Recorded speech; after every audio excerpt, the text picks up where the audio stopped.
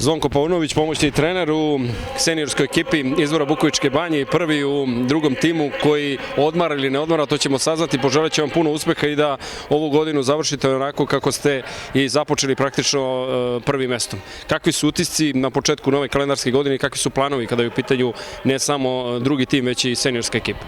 Hvala na čestitkama. Što se tiče druge ekipe, ona je trenutno na odmoru.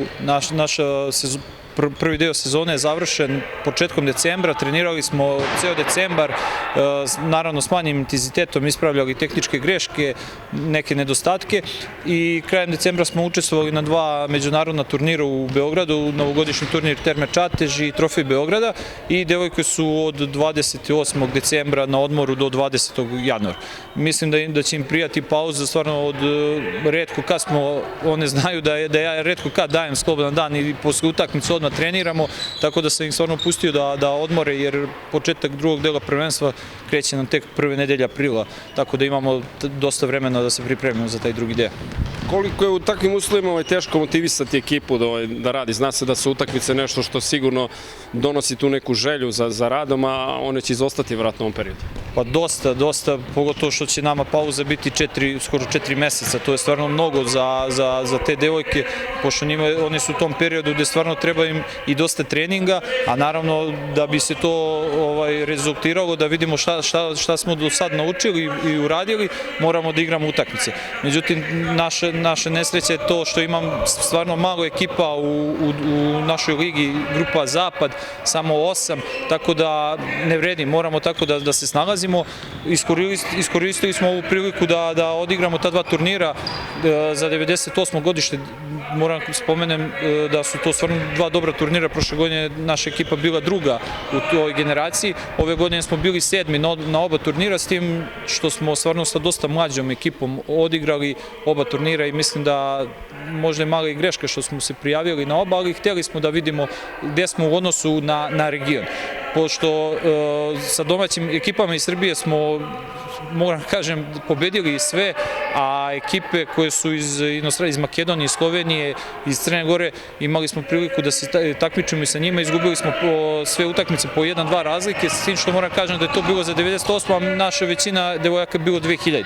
Stvarno da sam tim, iako nismo prošli kao što smo možda i navikli, ali to je neki deo odrastanja da moramo, ja sam njima rekao, moramo i da naučimo i da gubimo, pošto stvarno smo dominantni na zapadu, ali moram kažem i na odnosu neke ekipe u Srbiji, tako da sam generalno zadovoljan tim partijama, iako se nismo specijalno pripremali za ta 2 turnira. Moramo sve da uzmemo u okolnosti i putovanja i da smo po ceo Božji dan bili u hali. Sa 3 generacije. Da, i da je mnogo drugačije kad ekipa Vardara dođe pred utakmicu za polufinale, dođe direktno iz hotela odmorna, mi krenemo u 6 ujutru iz Aranđelovca, naravno, ali nema veze, sve je to neka naša škola.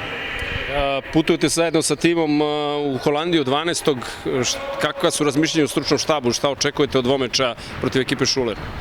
Pa biće, mislim da je to dobra ekipa. U odnosu na prošlu godinu nemaju 2 igračice, Rumunku i Grkinju jednu. Oni su prošle godine u prvom kolu izgubili od Mios Biganos, koji je kasnije osvojio Challenge Cup po 1 razlike obe utakmice, tako da videli smo i na svetskom prvenstvu koliko je holandski rukomet napredovao u poslednjih godina, tako da očekujem stvarno neizvesnu utakmicu. Nemamo mnogo informacija o njima, ali ono što smo gledali, znamo da su pobedili azerbejdžanski Baku koji smo mi dobili prošle godine, međutim to nije neko merilo. Mislim da su šanse trenutno blagi po mojoj nekoj proceni, naravno ne znači da sam u pravu, na njihovoj strani, iz tog razloga što se obe utakmice igraju kod kuće, međutim ja mislim da su devojke spremne da pokažu stvarno dobre partije kao što smo i ovde igrali u prvom kolu i da probamo da iznenadimo Holanđanke. Zbog uštede troškova putuje sa autobusom, bit će odmora u Pragu, 1 dan odmora pre utakmica u samoj Holandiji, na severoistoku Holandije. Da li je to otežavajuća okolnost za tim? Jeste, naravno, 1800 km je u jednom pravcu, bez obzira na taj odmor, bit će malo devojkama, pogotovo ovim devojkama koji su više od ostalih, zbog sedenja u autobusu. Naravno, bit će malo teže, ali šta je tu? To je profesionalizam.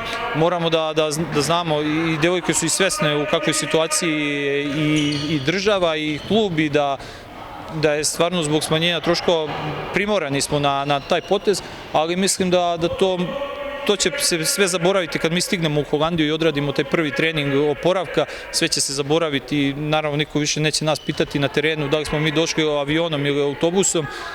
Moramo da pre svega devojke, jer im je to neka prilika da se pokažu malo u Evropi, ko zna, možda i naprave neki transfer u budućnosti, tako da jeste otežavajuća okolnost, ali kad počne utakmica sve se to zaboravlja.